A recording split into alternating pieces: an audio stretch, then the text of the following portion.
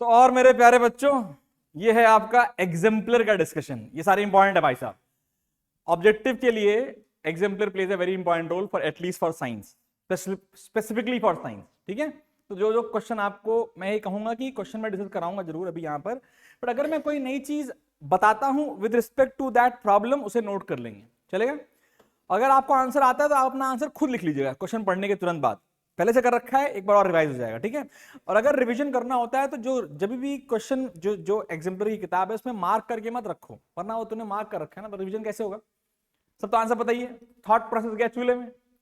Obviously I always request you to always, कोई भी exemplar का क्वेश्चन पेपर सॉल्व कर रहे हो या असाइनमेंट सॉल्व कर रहे हो, कुछ भी कर रहे हो, तो उसको अलग से कॉपी करो, किताब में मत करो, वरना अगले बार वो किसी काम का नहीं है। तू देख ले, तेरे को सब आता है क्योंकि वह सब लिखा हुआ है ऑब्वियसली। आओ देख, तो पहला प्रश्न एग्जाम्पलर का ये है, बहुत बकवास क्वेश्चन है, मेरे ख्याल से बता दोगे मुझे फटाफट। कौन सी प्रॉपर्टी भाई साहब, कौन सी प्रॉपर्टी दिखाई नहीं देती? कोई रॉकेट साइंस तो नहीं है, पक्का। अच्छा, यहां पर एक एक्सेप्शन है।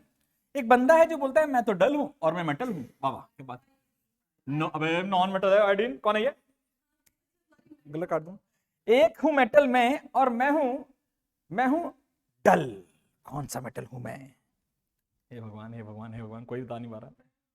Yes good, somebody said it, yes सही जवाब है, सही जवाब है। Lead is the right answer. Dullness तो ठीक है, लेकिन लेड हमारा क्या है? एक्सेप्शन है। क्या बेटा?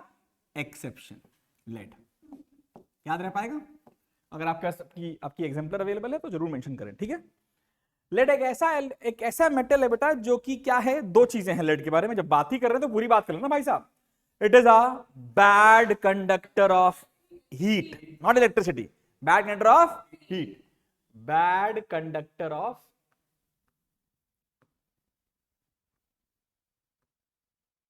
हीट। याद रख पाओगे? यस ना, कोई नहीं बेटा, तू पूछ। हाँ हाँ, मम्मी बता, जल्दी बोल।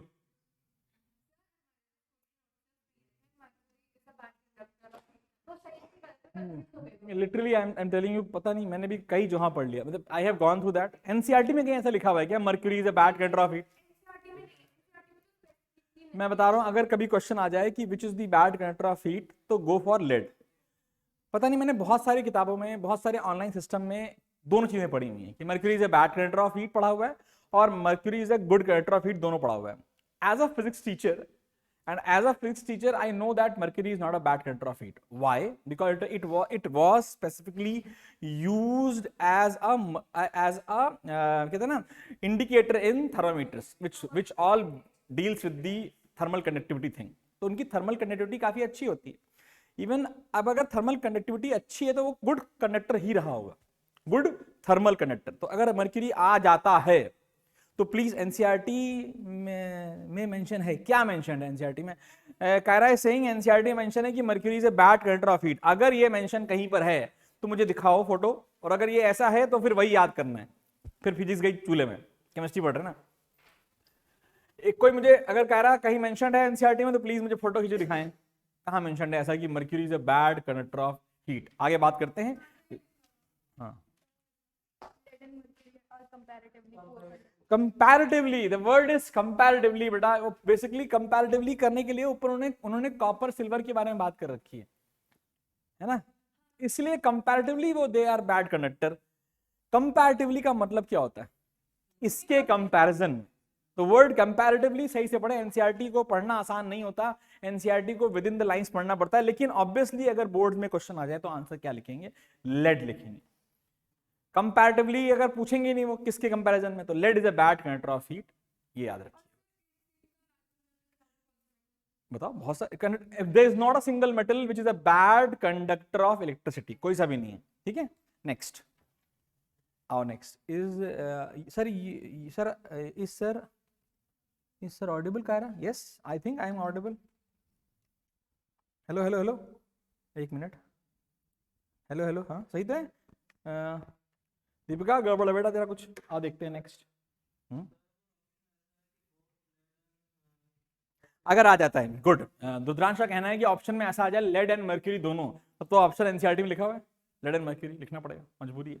आगे next, the ability of metal to be drawn into thin wire is known as, कोई rocket science? Then which is not ductile in nature, exception? And potassium. Sodium and potassium are not ductile, neither they are malleable, neither they are sonorous, but they are good conductors. ठीक है, आजा. Alkyl तो है ही. Aluminum is used for making cooking utensils. Which of the following property of aluminum are responsible for the same? कौन सी properties इसे बताती हैं same?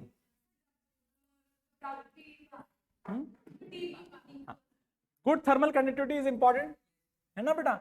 और also high melting point is very important, because हम बात करें कुकिंग अप्लायंसेस की, तो भैया ज्यादा गर्म होकर के ऐसा नहीं कि एल्यूमिनियम मेल्ट होकर के खाने में मिलने लगे. Obviously this is not desired, इसलिए दोनों चीजें बड़ी इंपॉर्टेंट है. तो 1 और 4 वाला ऑप्शन क्या है? डी. क्वेश्चन नंबर 4 बताइए. क्या बात है, मस्त क्वेश्चन ना. अच्छा, cold and hot water, cold and hot water की बात की जा रही है, ये बात ध्यान देना. अरे सोडियम करता है, कैल्शियम करता है, मैग्नीशियम करता है, कौन नहीं करता? आयरन कब करता है? लेकिन कब? उसमें भी बड़ी खास बात है, स्टीम से नहीं करता. केवल ये स्टीम से तो करता ही करता है, लेकिन इवन स्टीम से के बावजूद भी इसमें कुछ खेल है ना. आयरन फिलिंग ठीक है, लेकिन और एक बड़ा खेल है. This reaction can only take place what? Iron that to solid, let's say this will only take place with water. Water मतलब H2O in gaseous form, इसलिए स्टीम, ध्यान देना, will only take place when iron is red hot. Good. NCERT में लिखा हुआ कहीं ना कहीं पढ़ा होगा तो. इट इज रेड हॉट होना चाहिए. कैसा होना चाहिए? रेड हॉट होना चाहिए. याद रह पाएगा? Results into what? Prolonged. What will give this give you? Fe3O4. Very good. What is the name of Fe3O4? बहुत मारूंगा. डोंट कॉल इट फेरिक और ferrous oxide. What is? Iron 2,3 oxide बोलना है इसे. क्या बोलना है इसे? Iron 2,3 oxide. बात कर रखी है मैंने इस बात की. साथ में और क्या बनेगा? Will it result into hydrogen gas? Yes, very good, simple, important, याद रहना चाहिए. बट ये कब होगा? जब और जब iron should be hot, not only steam. Iron should be hot as well as red hot. Any problem? I wasn't be able. कौन सी अंग्रेजी लिखी है इसने? हे भगवान.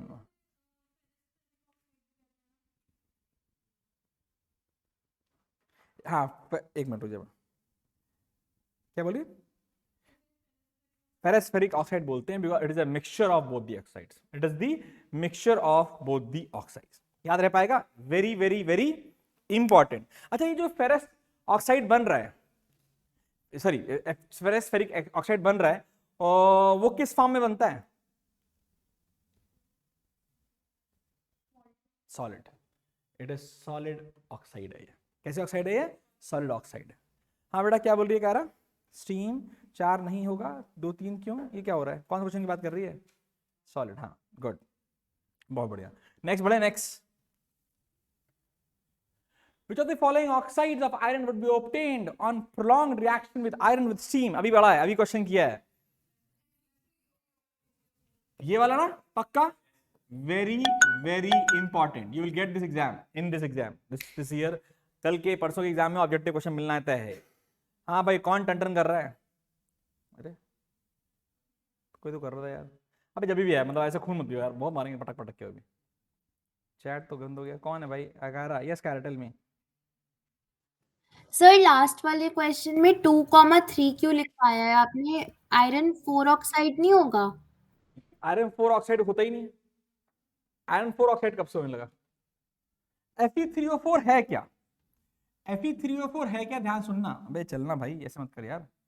What is Fe3O? Fe3O4 बेटा, it is a mixture of both the oxides like this. FeO जिसको आप बोलते हैं फेरस, इसमें आयरन की वैलेंसी 2 है. फेरस, अस मतलब 2, और साथ में Fe2O3 फेरिक, इसमें आयरन की वैलेंसी क्या है? 3 है. इनको मिला करके ये कंपाउंड बनता है. It is basically a mixture of both them. ठीक है भाई साहब? आयरन 4 मैंने कायरा कभी पढ़ा नहीं, तो if you have read somewhere please मुझे भी फोटो भेजिए. ठीक है? हाँ जी सर, नहीं पढ़ा मैंने भी. मेरे को नहीं पता बेटा, होता ही नहीं कोई 4. 2-3 वैलेंसीज अवेलेबल है, 4 तो होती नहीं वैलेंसी किसी की भाई साहब. आगे बढ़ जाए जी. बहुत बढ़िया. नेक्स्ट आता है वेरी वेरी इंपॉर्टेंट, एग्जाम में आएगा, बोर्ड में, पक्की बात है, गारंटी है भाई साहब। नेक्स्ट बताओ, पढ़ के बताओ, पढ़ के बेटा। दीपिका आवाज आई बेटा कि अभी भी नहीं आई? rocket science, what happens when calcium is treated with water? Again a super duper important question, very very important question। Calcium के साथ क्या है बेटा? पहले तो आप आ जाओ, it does not react with, बकवास है। केवल दो लोग ऐसे जो रिएक्ट नहीं करते वाटर से, कौन कौन? आयरन, गोल्ड, कॉपर, लेड, ये सब नहीं करते। जो हाइड्रोजन नीचे हैं ये सारे रिएक्ट नहीं करते, लेकिन अगर ऑब्जेक्टिव क्वेश्चन आएगा तो आएगा कॉपर एंड लेड। ऑप्शन में यही दूंगा, कॉपर एंड लेड, याद रहेगा। क्योंकि गोल्ड, प्लैटिनम, जो भी बकवास है, जितनी भी नोबेल है तो उसके बारे में सबको पता है। लेड के बारे में बंदा भूल जाता है, तो लेड आएगा।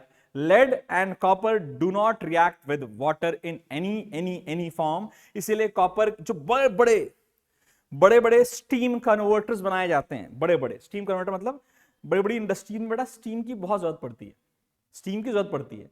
और स्टीम की जरूरत पड़ती है तो उसके अंदर स्टीम बनाने का तरीका क्या है? पानी को गर्म करके स्टीम बनानी है ऑब्वियसली।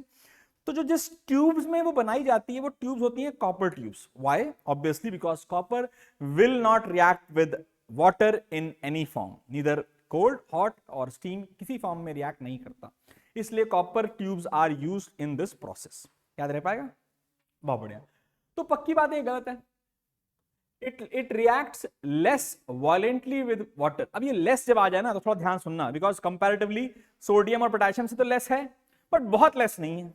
लेस है पर बहुत लेस नहीं, तो उसको रोक लेते हैं, आगे देखते हैं। It reacts less violently, violently तो नहीं है ना, less violently is there, यानी ये सही है। सबसे इंपॉर्टेंट पॉइंट बेटा वो क्या है? कैल्शियम, जब हाइड्रोजन, तुम्हें पता ही है, जब भी metal reacts with water it gives you hydrogen gas. Hydrogen gas की affinity towards calcium molecules and magnesium molecules काफी ज्यादा होती है। एफिनिटी मतलब प्यार। तो क्या होता है, जैसे ही वाटर हाइड्रोजन गैस बनती है वो बबल फॉर्म में आकर के कैल्शियम से चिपक जाती है। मैग्नीशियम के साथ भी ऐसे ही होता है। जब वो चिपक जाती है तो मैंने आपको पढ़ाया था फ्लोटेशन में कि हवा की डेंसिटी काफी कम है तो कैल्शियम ऊपर आकर फ्लोट करने लगता है। क्यों फ्लोट कर रहा है? Because hydrogen molecules have stuck to the calcium particles। ठीक है, इसमें उन्होंने ये लिखवाया नहीं है, मतलब कि पानी में क्यों तैरने लगता है, इसलिए तैरने लगता है बिकॉज हाइड्रोजन गैस के मॉलिक्यूल्स कैल्शियम से स्टिक हो जाते हैं। आगे बढ़ते हैं।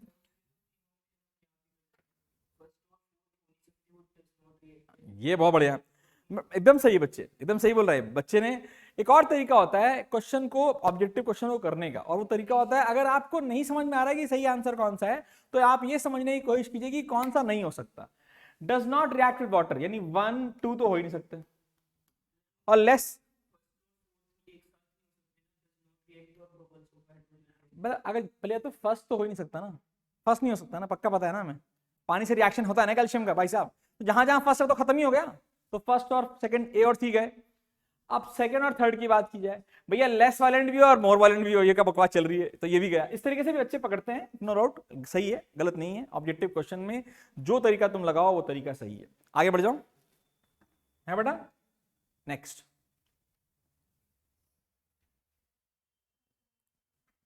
somebody is saying something, oh बाप रे, प्लीज FeZn, ये क्या लिखा बेटा श्रेयांश? मैं समझ नहीं पाया, FeZn क्या?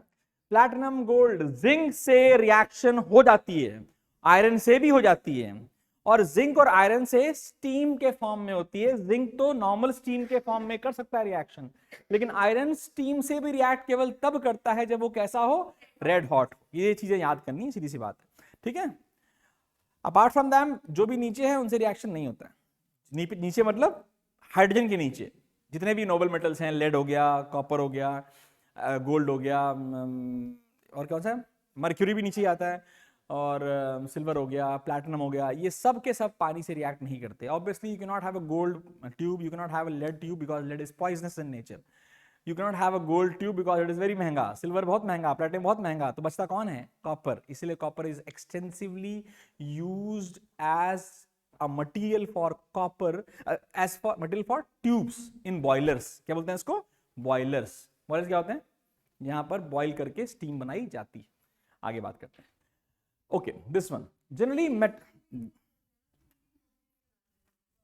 कॉस्टली है तो बोल सकती है तो ध्यान देना, ये बहुत बढ़िया क्वेश्चन है, सबको आता होगा। कौन सा?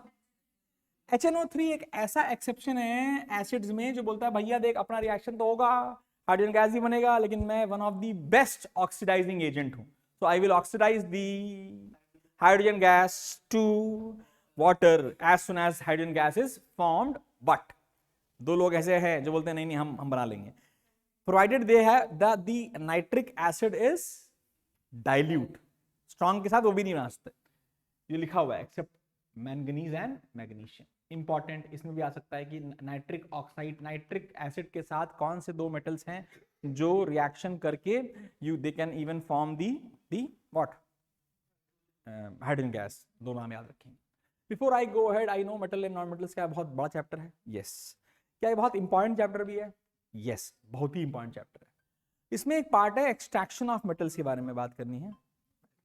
तो एक्सट्रैक्शन ऑफ मेटल एक अलग ही पार्ट है, मैं उसका एक लेक्चर ही बना रखा है, मैं अपलोड हो जाएगा आज रात को मैं करूंगा।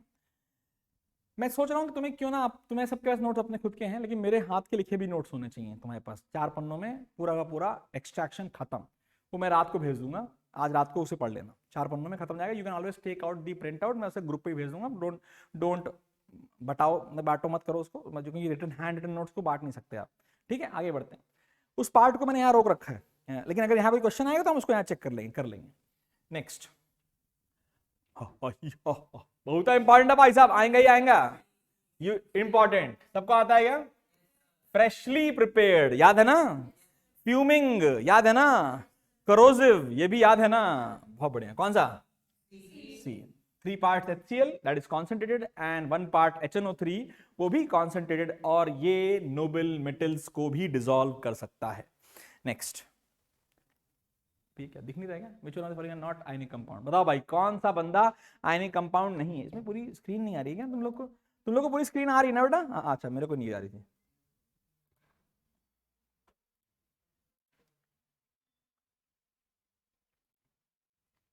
कारण ने आंसर दे दिया है, आफरीन ने भी आंसर दे दिया है।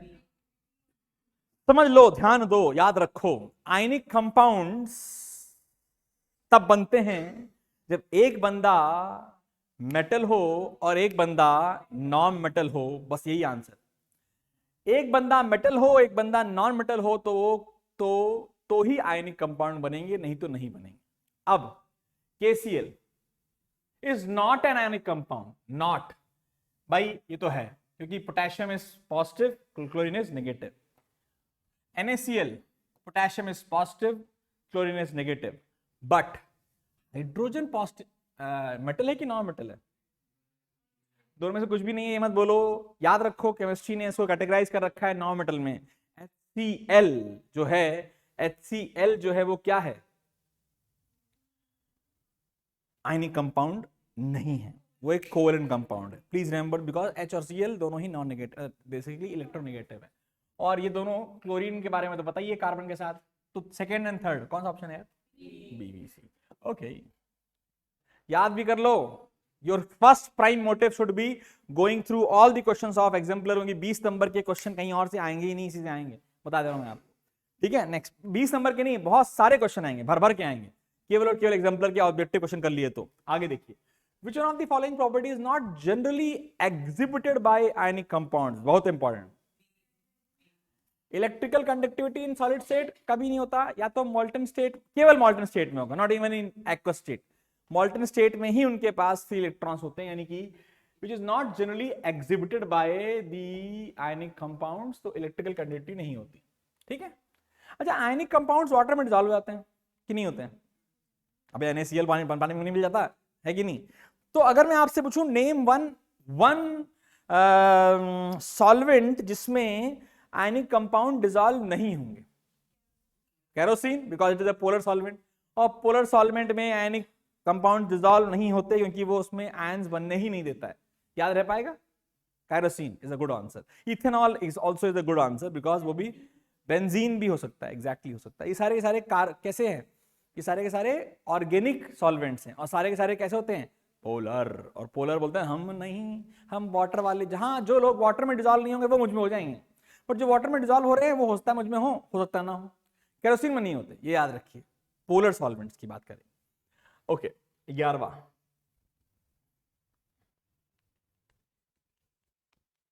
बताओ।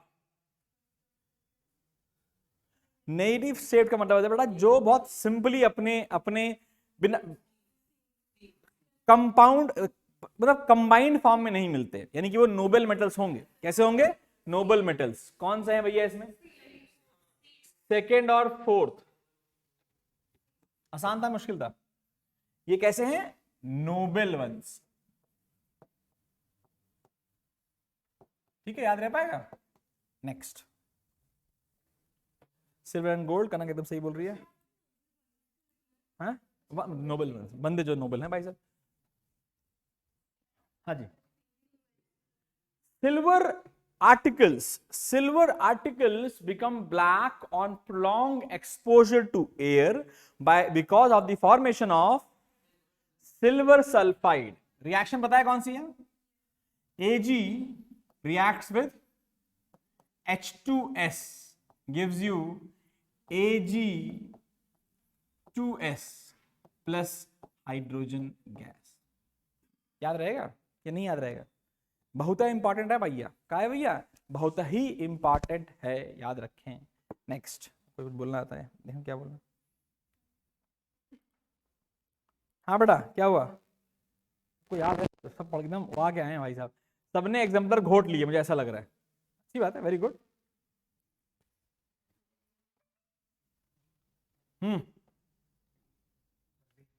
अरे वाह, क्या बात है। जिंक एक ऐसा बंदा है जो बोलता है, जिंक और एल्यूमिनियम ऐसे दो बंदे हैं, बोलते हैं हम एम्फोटरिक ऑक्साइड बनाते हैं, लेकिन हमारा रिलेशन इसकी वजह से यहाँ नहीं है। हमारी जो ऑक्साइड हैं वो कैसी हैं? बहुत ही पैसिव नेचर की हैं, और इसको हम एक और प्रोसेस के नाम से जानते हैं।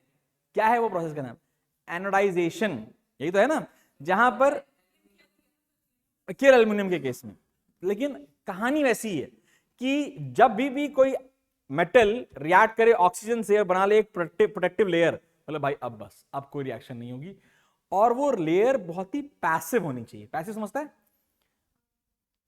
नॉन रिएक्टिव, वो किसी आगे रिएक्टिव नहीं होती। इसीलिए zinc is used as a coating in on iron to avoid any further rusting. याद है ना?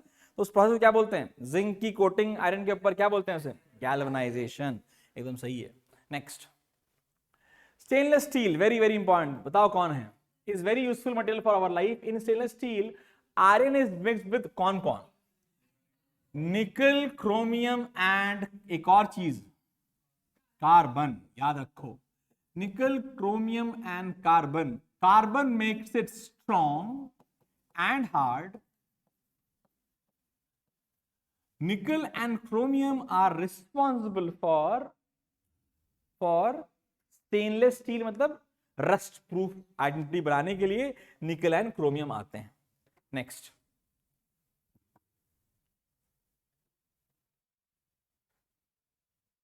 बताओ भाई कौन है? वेरी इंपॉर्टेंट भाई, गलत नहीं होना चाहिए। देखते हैं ऑनलाइन वाले बच्चे क्या बोल रहे हैं। एकदम सही आंसर है Kaira. C is wrong, C is wrong, C is wrong, B is right. Please remember this, it is green colour coating. क्या होती है ये?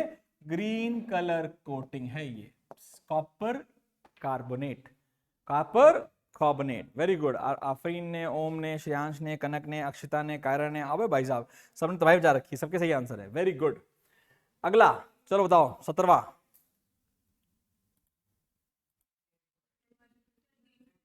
Generally metals are solid in nature. Which one of the following metal is found liquid state में? Hg। बताओ non metal कौन सा है जो लिक्विड स्टेट में? ब्रोमीन। सबको पता होना चाहिए, इजी है। नेक्स्ट, हाँ एक मिनट। यस कारा, कौन बोल रहा है? कारा बोल रही है, कोई और बोल रहा है? कोई हाथ ही नहीं उठा रहा? बताओ भाई, हाँ उठाओ, कौन उठा रहा है? उठा रही है भाई। Next, iodine। Generally non-metals are not lustrous. Which of the following is lustrous? You all know iodine एक lustrous metal है। और generally metals are lustrous, एक metal lustrous नहीं होता। नाम क्या है? जनरली नॉन मेटल्स लस्ट्रस नहीं होते हैं, आयोडीन उसमें एक्सेप्शन है। मेटल्स लस्ट्रस होते हैं, कौन उसमें एक्सेप्शन है बताया था अभी? लेड। वेरी गुड, उसका आंसर आयोडीन। बहुत बढ़िया। नेक्स्ट। वाह भाई वाह। सबसे ऊपर कौन? सबसे ऊपर कौन? चलो बड़ी खड़ा हो जाओ, लक्ष्य लखड़े में बैठे बैठे था। बता पाएगा पूरी रिएक्टिविटी से? याद है? बोल। Very good, very good, very good. Mg, aluminium, उसके बाद जिंक, उसके बाद Sn, उसके बाद लेड के बाद हाइड्रोजन। लिखा नहीं इसने, लेकिन लिखना चाहिए बेटा ना, क्योंकि सही रहता है। लेड के बाद हाइड्रोजन, उसके बाद कॉपर, उसके बाद अब आंसर पूरा हो जाएगा। दे पाओगे? कौन बंदा सबसे ऊपर है? कौन सा बंदा सबसे ऊपर है? Which one of the following four metals would be displaced from the solution of its salt by the other three metals? तो मैंने क्वेश्चन ये नहीं पूछा था, क्वेश्चन अलग है ना। कौन डिस्प्लेस हो जाएगा? सबसे कम रिएक्टिव कौन सा है? 10। तो मेरे ख्याल से एजी इजिली डिस्प्लेस हो जाएगा, है ना? एक minute.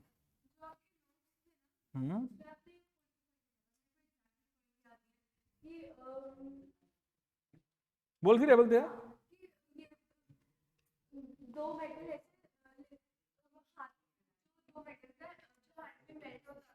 Gallium and caesium 37 degree Celsius पे दोनों मेल्ट हो जाते हैं हाथ में, बॉडी टेम्परेचर पर।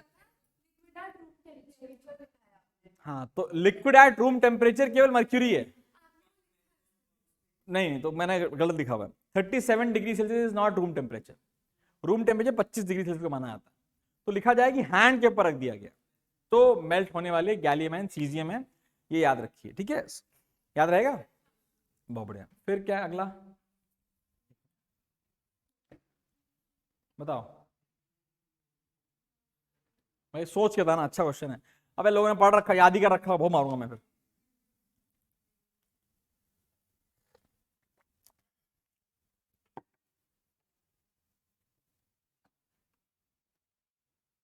What is this?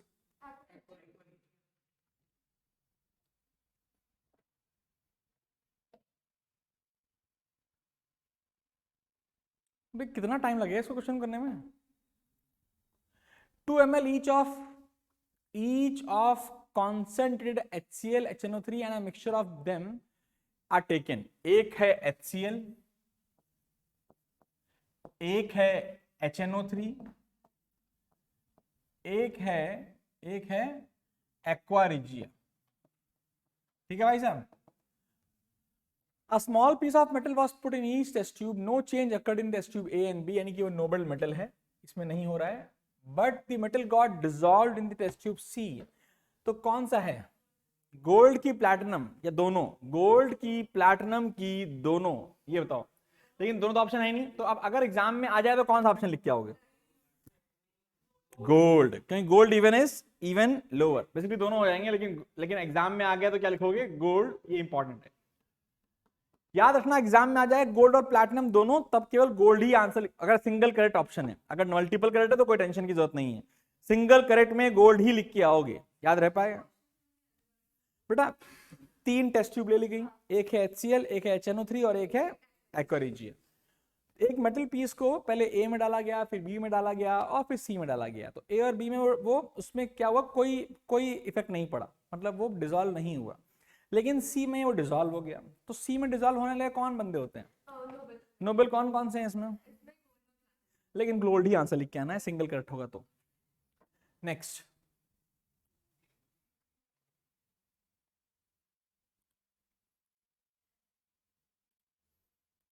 बताओ भाई, सन्नाटा है? पक्का? आसान है? कैसे?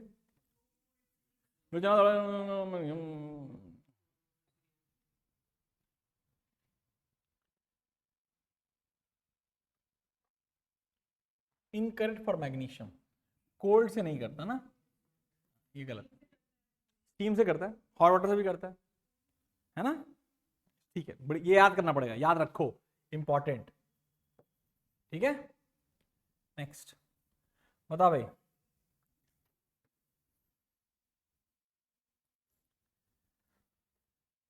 जल्दी कर ले रहे यार, ये खट खट लड़ने वाला ही खेल है। और क्या बताओ, सब भी लिख रहे हैं ऑनलाइन वाले तो। Reaction between X and Y forms compound Z, X loses electron, Y gains electron, ionic compound है। Which one of the following properties is not shown by Z, ionic compound में कौन सी प्रॉपर्टी नहीं होती, वही answer है, ये नहीं होती, हाई मेल्टिंग पॉइंट ही होता है हमेशा। Good, next.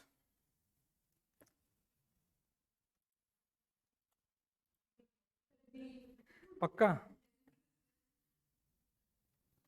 मैं करने की जरूरत नहीं है, समय तो याद है ना, घुसा मार दूंगा ऑब्वियसली। मैंने पहले भेजा होगा, जरूर भेजा होगा, आज भेजा, अच्छा आज करके आओगे तुम लोग। ओह, इलेक्ट्रॉनिक कॉन्फ़िगरेशन है 3 बंदों का, ए मेटल है, which of the following two comma, अबे नहीं है तो वो है noble noble noble. Y metal नहीं सर, गलत है गलत है। जेड इज नॉट मेटल सही है, बाकी पढ़े क्यों, बाकी पढ़े क्यों है। अच्छा नॉन मेटल है, नॉन मेटल, देख 2 यानी कि metal, Y is non metal 7, ठीक है, जेड इज मेटल सही है, डी इज राइट आंसर। ये लोग बीबी क्यों लिख रहे हैं, सब डी लिख रहे हैं, सब डी लिख रहे हैं। ओह भाई साहब, सब उड़ाए पड़े हैं, कोई छोड़ा नहीं यार। यस नहीं बेटा, खून पी रखा है इसने मेरा। बोल कैसे पता चला, अगर लास्ट ऑर्बिट में 8 इलेक्ट्रॉन हो तो होती है नोबल गैसेस, अगर 4 से कम हो तो वो होता है मेटल, और 4 से ज्यादा हो तो होता है 4 या 4 से ज्यादा हो तो होता है नॉन मेटल। वो मारूंगा, अगर अगर अगर अगर लास्ट ऑर्बिट पूरी फिल्ड है तो नोबल गैस, लेस देन 4 यानी 1 2 3 इलेक्ट्रॉन है तो मेटल्स हैं, 4 5 6 7 इलेक्ट्रॉन से तो नॉन मेटल। बकवास क्वेश्चन है, इसमें बना दी, वो मारूंगा मैं तेरे को। नेक्स्ट, अरे इतना पागल है क्या, हाँ तेरे को याद है ना, all the metals from basic oxide which aluminium. एक और नाम बताओ कौन है, टिन भी है, वेरी गुड, नहीं सही बोल रही है। Next, generally non metals are not conductors of electricity, which are the following, time waste, dry lubricant की तरह यूज भी होता है। Electrical wires have coating of insulating material, the metal generally used for it, नहीं कर सकते PVC होता है, ठीक है भाई साहब। नेक्स्ट,